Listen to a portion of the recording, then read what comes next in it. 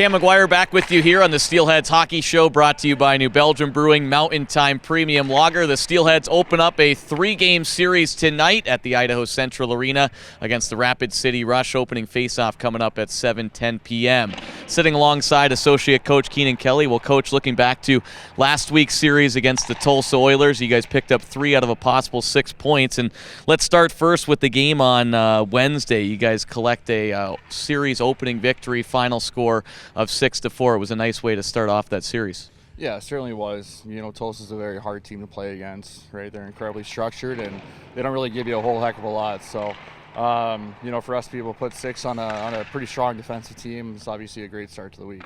Look at that game as a whole. You guys fell behind 1-0, 28 seconds in. Matt Register and C.J. Walker scored later on in the period to give you guys the lead. Then Tulsa tied the score with about 70 seconds left in that period. Patrick Kudla scored on the power play early in the second, making it 3-2. Then Tulsa grabbed the next 2 goals before A.J. White tied it up at 4. So, you know, heading into that final period last Wednesday, tie hockey game at 4, what was the message heading into that final frame? Yeah, I mean, the message was to focus on us, right? I mean, when, you know, we establish our game plan, we move our feet, we're a difficult team to defend against. You know, I mean, we've kind of discussed internally how, you know, we found ourselves to become our own worst enemy at times. And you know, the more we're able to limit our mistakes, obviously the more successful, you know, we will be.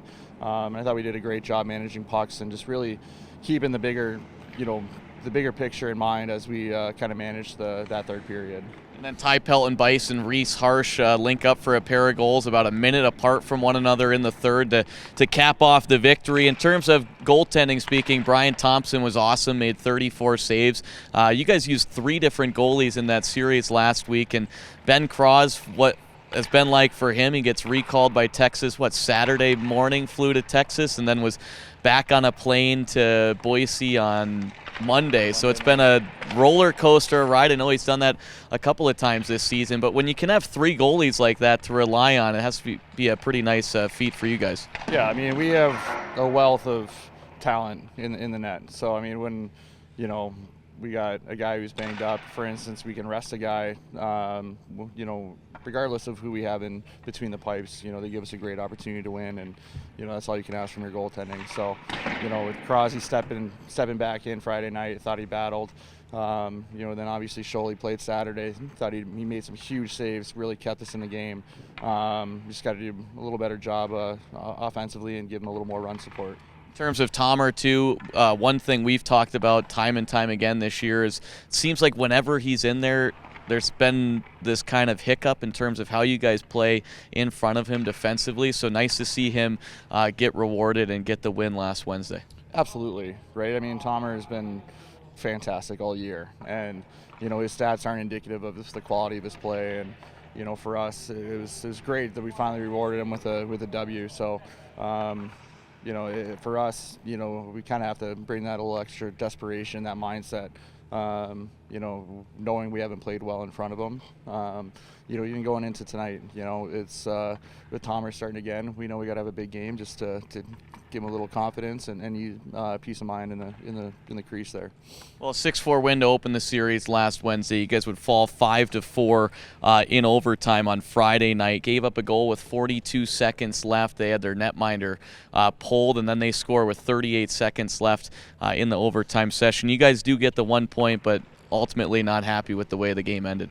No, you know, a lot to correct for sure. You know, I think in certain situations we have to focus more on the body rather than the puck, and, you know, I think those really both instances were you know, prime example of that. So obviously defensive lapses that can't happen in the last minute of any period, but certainly in the third period and certainly in overtime, because that becomes very costly. Heading into the series finale on Saturday night, the club's annual teddy bear toss game. You guys finally get on the board there late in the second period. A.J. White pulls you guys within 1 to make it a 2-1 score. I want to ask you, have you, I mean, I don't know if we talked about it, teddy bear toss games, have you had any wild experiences? Like maybe something went wrong, maybe you saw a shutout, anything crazy that sticks out? I have been a part of a shutout, on the good side of it, at least. Where it's very exciting to see the home team have to throw their Bears after the third period. And, when I was coaching junior to avoid that, if we didn't score by the second period, we're throwing the Bears at the second intermission just to avoid that, that situation. So, but obviously it's rewarding, but unfortunate because it is for a good cause. You do always like to see all the teddy bears thrown. Just a little harder when you're, the away team and having to wait and see all the home team pick up all those bears. So, it's nice that we finally got on the board, and but unfortunately, I think it kind of took the wind out of our sails and kind of killed a little momentum just with how long the wait is. But obviously, once again, putting the bigger picture in mind, it's for a great cause, and obviously excited to be a part of it. How long do you think that wait was? Because I always time the teddy, like from when the goal gets scored to when those doors over there close. I set my timer on my phone, and I asked Cuds and Nicholas this last night. I wanted their predictions. Actually, maybe I only asked Nicholas, I think, now that I remember. What do you think was the time to pick up the 10,000 plus stuffed animals on the ice last Saturday? Well, I guess I should have tuned into the radio show last night for the answer, but I'm going to say 12 minutes. 12 minutes? Wow, okay, that's high. It was 6:48. Really? It felt like an eternity. It's actually pretty efficient to get all those bears up, but it felt like an eternity. Well, he was saying he thought it was roughly about 5 minutes, and you mentioned all the support, everyone that was down there. Looking down at the ice, I could barely even see white because there had to be hundreds of people out there picking up all the stuffed animals. Did you maybe get to take one home? No, always for the kids. Leave the teddies for the kids. Well, looking back at that game, too, 3-2 loss to wrap up the series. A.J. White scores the teddy bear toss goal. What a week for him last week. Plays in his 437th game as a Steelhead to become the franchise's all-time games played leader. Then he makes the teddy bears fly on Saturday. We've talked about it, right, countless times about what he means to this club, but nice to see him get rewarded in a big week for him personally. Yeah, absolutely. And the thing is, when he gets rewarded, it's because he's doing the right things. And there's a reason he's had that type of longevity, and especially this long tenure as captain is because each and every day he shows up, he does his job exactly how you'd like it to be performed, and he does it no questions asked and to the best of his ability. So Whitey is the epitome of a servant leader, and obviously huge accolades and huge accomplishment for him so far. Once again, chatting with Steelheads associate coach Keenan Kelly right here on the Steelheads Hockey Show, brought to you by New Belgium Brewing Mountain Time Premium Lager. The Steelheads continuing on a season-long 6-game homestand. They welcome the Rapid City Rush down to the Idaho Central Arena tonight, opening face-off coming up at 7:10 p.m. On the topic of A.J. White, you look at what he's done this season, 22 points, 5 goals, and 17 assists. Look at another veteran on your team, Matt Register. He's tied for first amongst league defenders in scoring.